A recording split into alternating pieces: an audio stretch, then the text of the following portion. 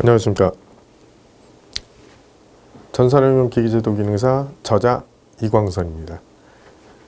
오늘은 전산응용 기기제도에 대한 전반적인 시험 응시에 관한 내용과 과목별에 대한 오리엔테이션을 진행하겠습니다. 그러면 시험에 대한 전반적인 사항을 먼저 말씀드려 보겠습니다.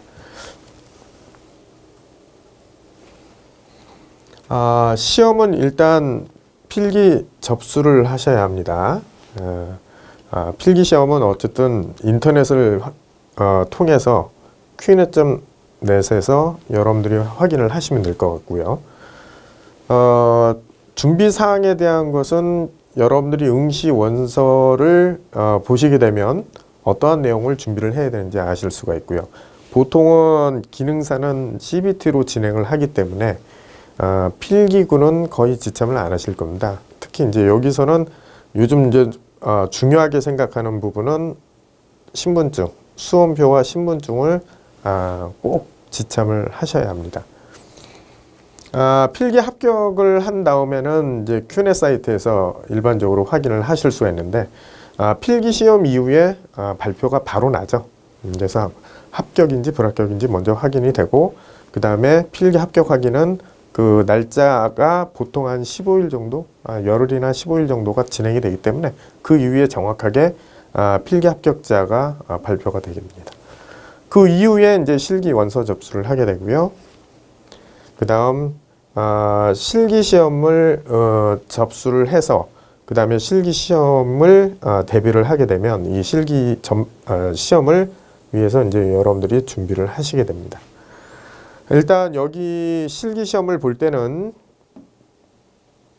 수험표와 신분증 당연히 준비를 하셔야 되고요. 그 다음에 필기구를 지참을 해서 여기에 필요하신 거는 이제 스케일, 우리가 이제 자라 그러죠. 눈금 있는 자, 눈금자를 꼭 가져가셔서 측정을 해서 하는 부분이 대다수 내용이기 때문에 활용을 하시기 위해서는 눈금자를 꼭 가져가셔야 됩니다. 또한 최종 합격 확인은 Qnet 사이트에서 여러분들이 확인을 하시면 될 것 같고요.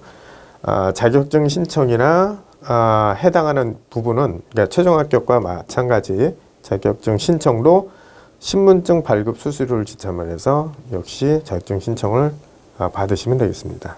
내방을 하거나 또는 인터넷상으로 여러분들이 발급을 받으시면 되겠습니다. 다음은 과목별에 대한 내용을 좀 전달을 해 드리겠습니다. 네, 과목별로 문항에 대해서 잠깐 소개를 드리겠습니다. 일단 기계재료에서는 약 10문제가 나오게 되고요. 기계공작법에서 10문제, 기계제도에서 30문제, 비중이 많이 차지되죠. 그 다음 기계 요소에서 약 7문제, 그 다음에 CAD 일반에서 3문제 정도가 출제가 돼서 전반적으로 60문제를 가지고 진행을 하게 됩니다. 현재 그 과목별로에 대한 빈도는 어쨌든 기계 제도가 가장 빈도가 즉 중요도가 높다고 볼 수가 있습니다. 나오는 형태의 챕터별로는 빈도가 높은 곳이 어느 정도까지는 명확하게 구분이 되어 있기 때문에 공부하는 데 있어서 여러분들이 준비하셔야 될 내용들은 어느 정도는 체크만 하시면 쉽게 접근을 하실 수가 있습니다. 내용별로 잠깐 한번 보겠습니다. 기계 재료에 대한 부분은 철강 재료에서 많이 나오게 되고요. 물론 비철금속 재료에 대해서도 많이 나오지만 철강 재료가 비교적 많이 출제되는 내용입니다. 기계공작법에서는 기계 공작 일반에 대한 부분과 그 다음에 각각 선반, 드릴링, 보링, 쉐이퍼, 슬로터 플레이너, 브로치에 대한 각각 내용과 밀링, 연삭, 정밀입자 및 특수가공, 그 다음에 안전관리까지 포괄적으로 전반적인 형태의 문항 구성을 가지고 있습니다.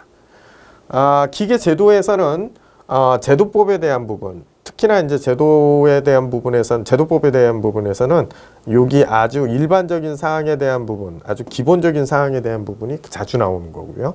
투상법인 단면법에 해당하는 부분은 가장 중요하게 나오는 형식입니다. 또한 치수기법과 재료 표시. 그 다음에는 표면 거칠기와 끼워 맞춤. 스케치 및 전개도에 대한 부분보다는 사실은 이 부분이 많이 나온다고 볼 수 있고, 그 다음에 기계 요소와 제도에 대한 부분도 중요도가 상당히 있습니다. 기계 요소에서는 사실 그 역학적인 부분, 즉 기계 설계 요소에 대한 부분이긴 하지만 기능사에서는 계산 문제가 나오긴 합니다. 하지만 여기서는 이제 기본적인 어떤 계략적인 개요, 또한 이제 종류라든가 그 다음에 계산 문제에 대한 부분도 약간씩 도출이 되고 있고, 그 다음에 계산 공식에 대한 부분도 좀 준비를 하시면 충분히 여러분들이 대비하는데 어려움이 없으실 겁니다. 다음은 대략 우리가 준비를 하게 된다면 어떤 식으로 준비를 할 것인가에 대한 부분에 대해서 잠깐 한번 말씀을 드려보겠습니다. 지금 여기에서는 그 60일 합격 또는 30일 합격하기 이렇게 구분이 되어 있는데, 여러분들이 60일 정도를 잡으시면 충분하다고 봅니다. 조금씩 2시간씩, 하루에 1시간이나 2시간씩 공부를 꾸준하게 해주신다면 충분히 합격할 수 있는 플랜이 될 수가 있고요. 조금 더 접근을 해서 본다면, 지금 저 위에서는 60일 정도로 되어 있지만 30일 정도에서 어떻게 준비를 해야 하는지에 대한 부분을 보시게 된다면 요걸 한번 잠깐 말씀드리겠습니다. 자, D-Day 30일부터는 어떤 식으로 준비를 하냐면 기계 재료 여기에서는 역학적인 정리, 재료와 재료 개요와 그 다음에 재료의 역학관계를 정리를 하시면 되겠고, 철강 재료의 제조법, 특수강, 또한 여기에 종류와 특성에 대해서 정리를 하시면 돼요. 세 번째는 역시 비철금속 종류와 제조법을 정리를 하시면 되겠고, 그 다음에 네 번째 비금속에 대한 종류와 특성 정리를 하시면 되겠습니다. 항상 이제 말씀을 드리겠지만 단원이 끝나면 단원별 문제풀이 후에 중요 내용은 일종의 암기를 하려고 노력을 하셔야 됩니다. 사실 암기하기가 쉽지는 않지만 암기하려는 노력이 조금은 필요합니다. 예, 시험 볼 때까지는요. 그 다음 제2과목을 보게 되면 기계공작법입니다. 여기에서는 수기 가공 및 정밀 측정, 그 다음에 아까 공작기계의 특성 및 구조 정리 이야기가 필요하고요. 그 다음에 선반의 종류와 작업, 드릴링머신의 종류 및 특성, 종류와 특성 정리하기.